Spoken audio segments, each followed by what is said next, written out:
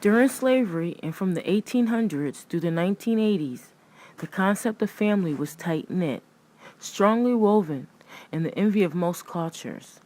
The African American family unit survived in spite of unimaginable cruelty and adversity.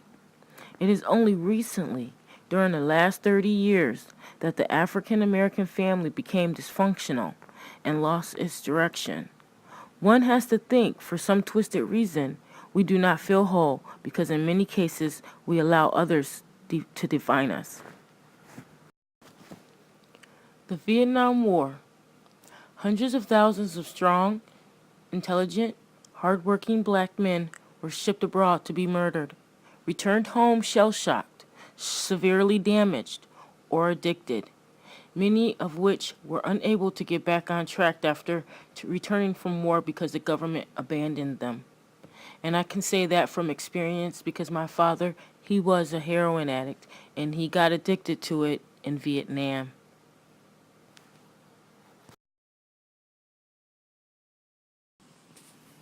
2. COINTELPRO. The covert actions of J. Edgar Hoover in the wake of the Civil Rights era and the Black Power movements all but ensured that anyone, and I mean anyone speaking out against the government's wrongdoings, would receive either long prison sentences or bullets. This fear silenced our forward progression, fueling distrust and removing many of our leaders as well as potential future leaders. And I'm pretty sure all y'all know, the leaders that they did give us were fake as fuck. So, come on. We all know it.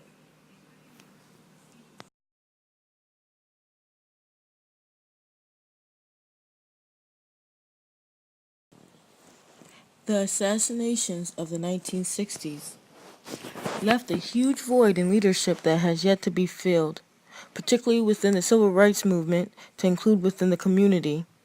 Instead, a universal acceptance of the pimp hustler image in popular culture that presented alternative heroes to black youth, which resonate in the form of gangster rap or hip hop. This genre leads to the glorification of the criminal element amidst immature minds that lack family structure. In addition to black on black crime and stand silent while black youth are murdered by other black youth. Now, we do remember the black exploitation films, which, yeah, they exploit the black people and they gave them a new image to look up to instead of looking up to the good images that they freaking assassinated. We all know that. Ain't nobody stupid. 4. The feminist movement, backed by liberal white women to fight for the equal rights of women, the same rights most black men had yet to be fully granted. A lot of black women got lost in the rhetoric of how men were keeping them down, losing sight of the fact that black men were down there with them. To this day, the power exchange and infighting among black men and women is sadly considered the norm, a tool by Willie Lynch. And I think we need to recognize that us going back and forth, that his plan is working out very, very well. Oliver North and the contrast. The volume of drugs, mainly crack cocaine, that flooded the black community during the 80s, to which most of the drugs came in on U.S. ships with the support of the government. The crack era escalated death and incarceration rates, unwanted pregnancies, neighborhood prostitution, and a culture of violence. Folks were selling their kids to hit the pipe and selling their souls to sell what went in the pipe. That epidemic destroyed our community in ways slavery could never have done. This form of contemporary was the cruelest type of slavery imposed upon our communities.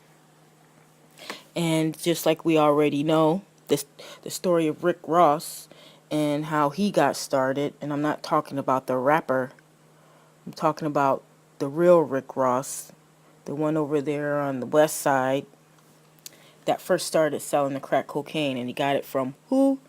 The government. 6. Mass media brainwashing and mind control.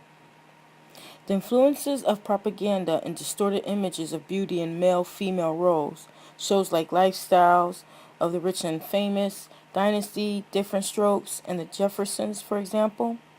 The American conscious during the 80s was money-driven. Materialism became the idea that stuff defines you and others. And it's still to this day. And y'all know that's true. If you look on TV, everybody's trying to get rich. Everybody's trying to live like the rich people. Everybody wants to rap about being rich. Everybody wants to rap about having nice houses, cars, jewelry, all that. And if you talk to most black people, seems like that's all they have to talk about is what they got or what they want to get. And usually it's material, never spiritual.